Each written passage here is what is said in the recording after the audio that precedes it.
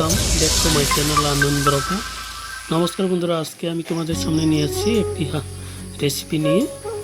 তো এখন আমি গ্রামের রাস্তায় থেকে গ্রামের প্রকৃতির দৃশ্য এবং পরিবেশটা নিয়ে দেখাচ্ছি। তো চলো বন্ধুরা, আজকে আমি তোমাদেরকে নিয়ে যাচ্ছি। আজকে হব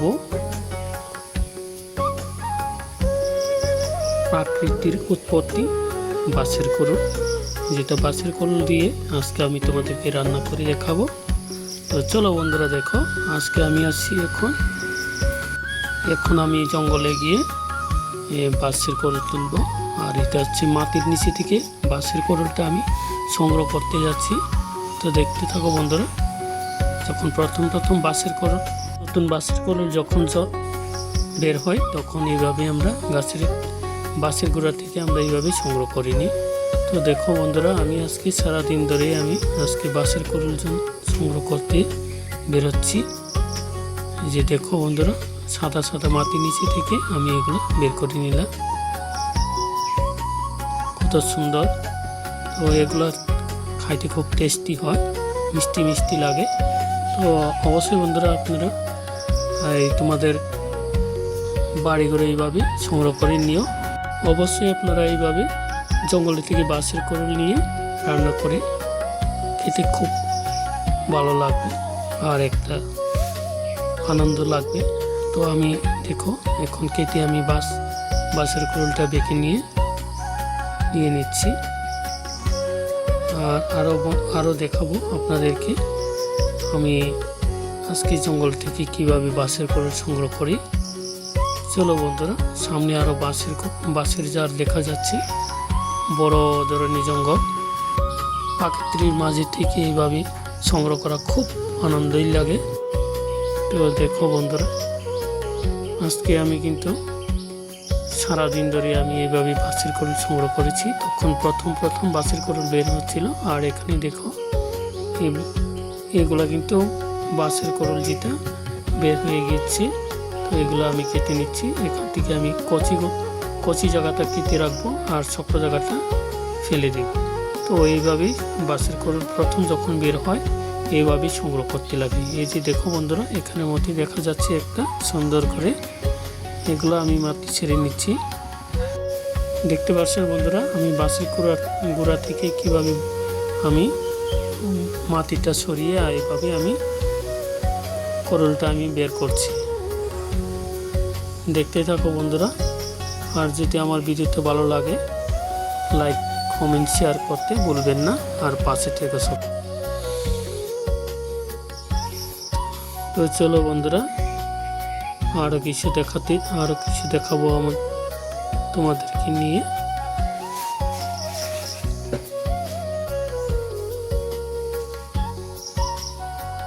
আমি এগুলোকে কেটে নিও। দেখতে পাচ্ছেন বন্ধুরা, কিভাবে বাঁশের কোরল সংগ্রহ করছি আমি সম্পূর্ণ এইভাবে বাঁশের কোরল সংগ্রহ করে নেব।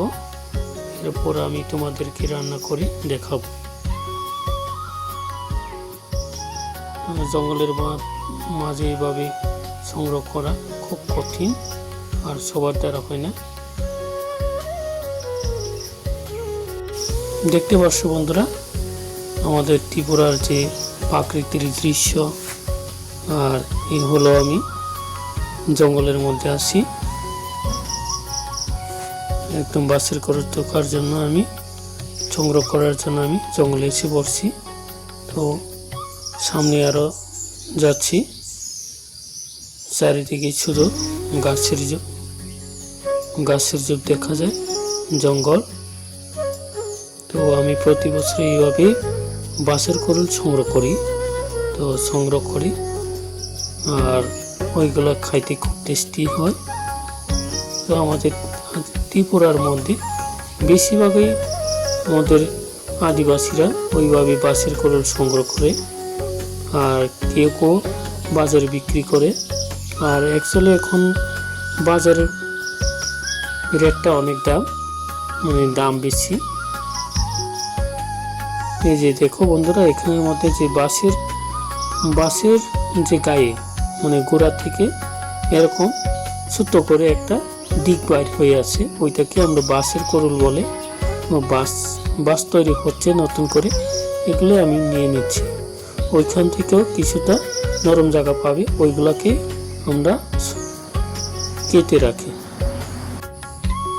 চলো বন্ধুরা, আরও দেখতে থাকো, পাশে থাকো যে আমি আজকে কীভাবে বাঁশ সংগ্রহ করছি।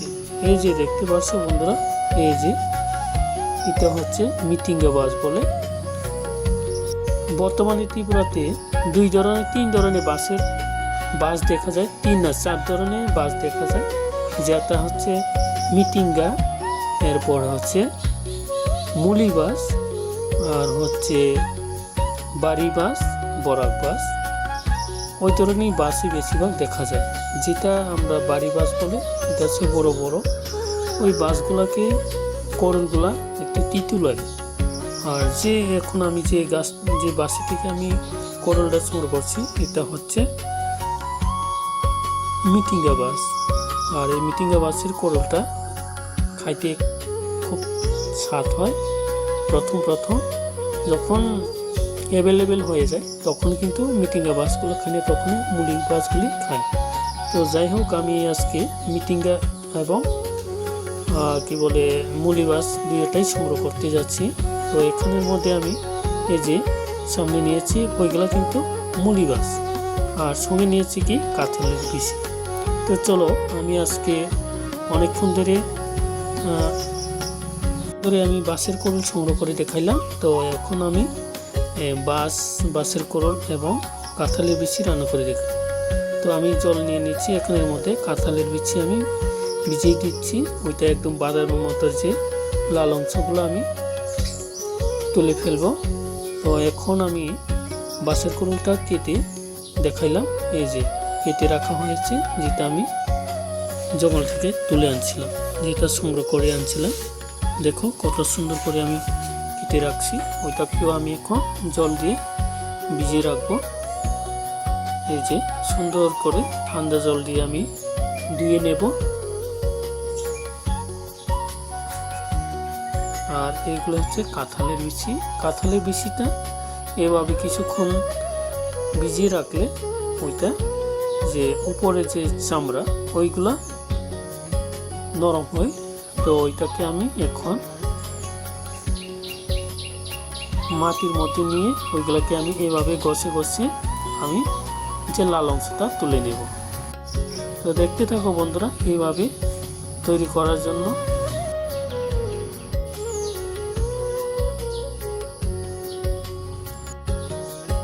দেখতে পাচ্ছেন বন্ধুরা, এই যে দেখো আমি এইভাবে তোমাদের সামনে এইভাবে কাঁঠাল বিচিটাকে আমি ঘষে লাল অংশটা আমি তুলে নিব। এই যে এইভাবে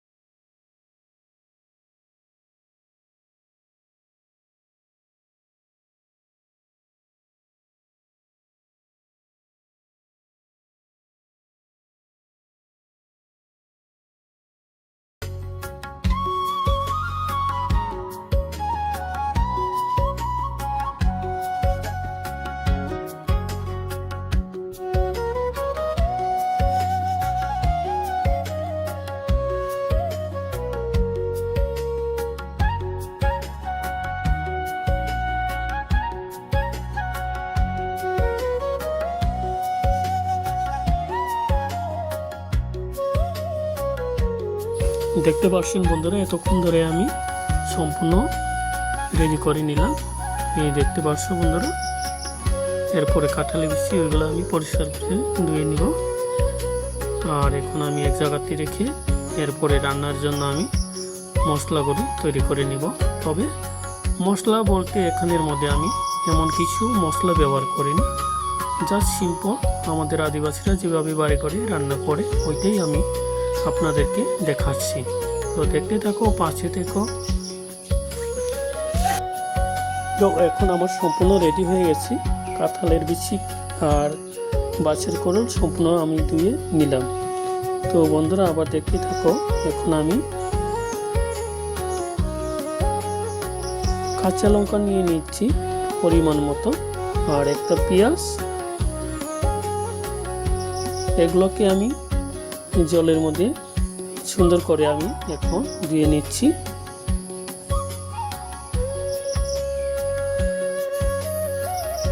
আর এরপরে আমি এখন রান্না করার জন্য গ্যাসের স্টোভ জ্বালিয়ে দিচ্ছি। এখানের মধ্যে কড়াইয়ে বসিয়ে দিচ্ছি। কড়াইয়ের মধ্যে আমি এখন আমার পরিমাণ মতো তেল দিয়ে নেব। তো আমার এটিকে রান্না করার জন্য সম্পূর্ণটা রেডি হয়ে গেছে।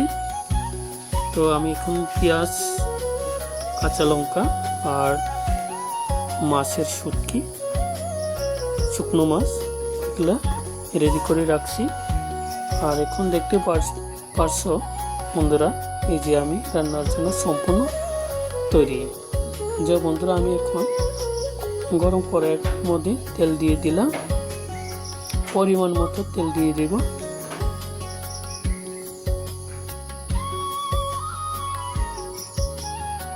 আর তেলটা গরম হচ্ছে, দেখতে থাকো বন্ধুরা। আমি এখন গরম তেলের মধ্যে পেঁয়াজটা দিয়ে সুন্দর করে পেঁয়াজটা আমি ভেজে নেব। পেঁয়াজটা নরম হয়ে গেলে আমি এখানে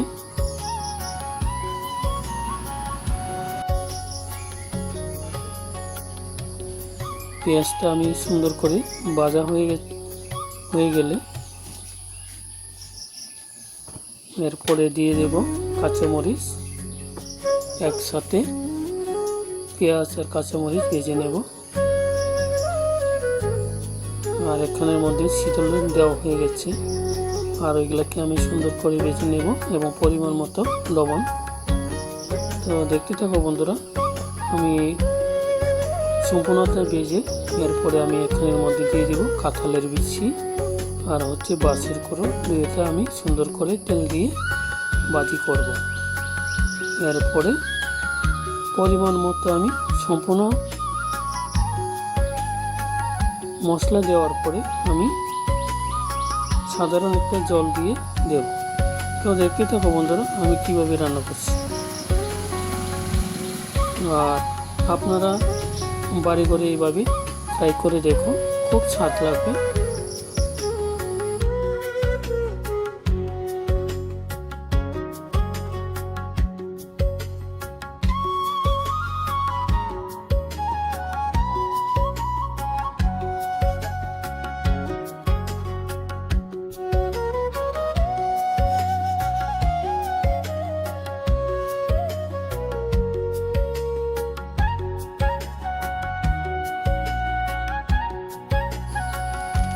কেটে রাখা বাছের কোরল এবং কাঁঠালের বিচি তো আগে দিয়ে দিই আমি।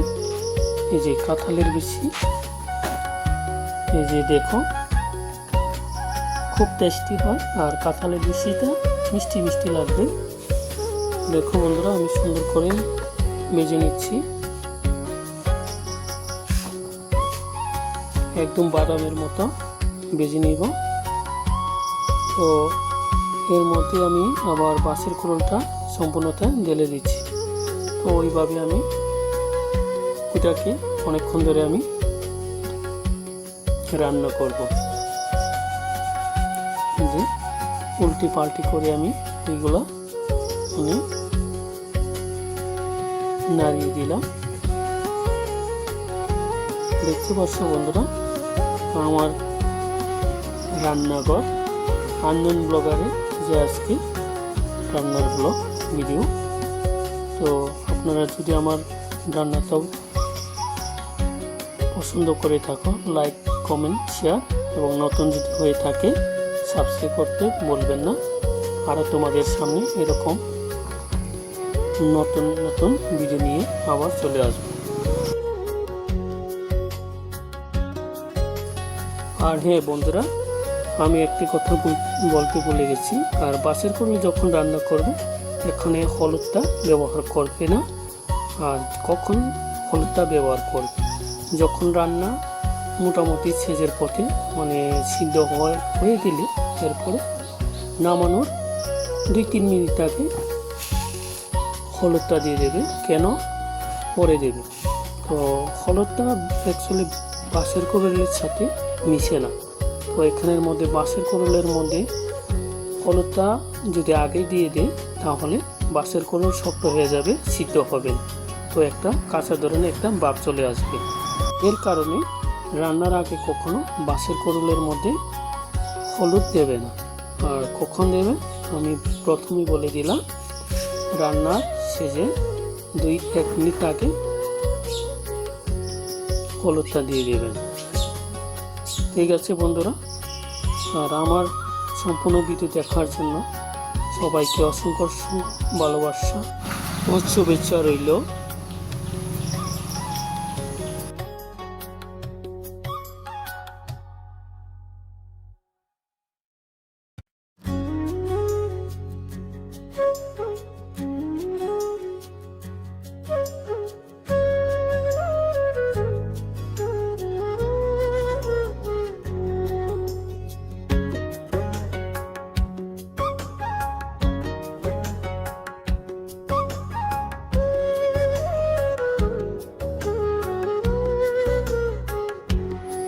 বন্ধুরা দেখতে পাচ্ছেন আমি এতক্ষণ ধরে বাঁশের কোরল এবং কাঁঠালি বিচি রান্নাটা করলাম। তো এর মধ্যে আমি এই যে সিদ্ধতা হয়ে যাওয়ার পরে রান্নার এখন প্রায় শেষ। তো আমি এখন হলুদটা ব্যবহার করব। দেখে নিও বন্ধুরা, আমার এখানে সম্পূর্ণটা রান্না হয়ে গেছে। তো বাঁশের কোরলটা একদম রান্না বা সিদ্ধ হয়ে গেছে, সম্পূর্ণ সিদ্ধ। তো আমি এখন পরিমাণ মতো হলুদটা ব্যবহার করব। দেখে নিও বন্ধুরা। তো দেখো আমি পরিমাণ মতো হলুদটা দিয়ে দিচ্ছি এবং হলুদটা দেওয়ার পরে আমি নাড়িয়ে দিচ্ছি। দেওয়ার পরে দেখো যে বাঁশের কোরলের যে কালারটা চলে আসছে এখানের মধ্যে। তো এই কালারটা যখন চলে আসে তখন তরকারিটা দেখতে আরও সুন্দর লাগে। অ্যাকচুয়ালি আমরা বাঁশের কোরল যখন রান্না করি তখন এই বাঁশের কোরলের মধ্যে হলুদটা লাগবে আর সহজে সিদ্ধ হবে না, ওই কারণেই আমি বলছি। তো আমার এখানে রান্না কমপ্লিট হয়ে গেছে বন্ধুরা। তো দেখো আমি সার্ভ করে দেখাচ্ছি কত সুন্দর লাগছে। এখানের মধ্যে কাঁঠালি বিচিটা বাটানোর মতো লাগছে। তো সবাইকে ধন্যবাদ বন্ধুরা আমার ভিডিও সম্পূর্ণ দেখার জন্য। Thanks for watching.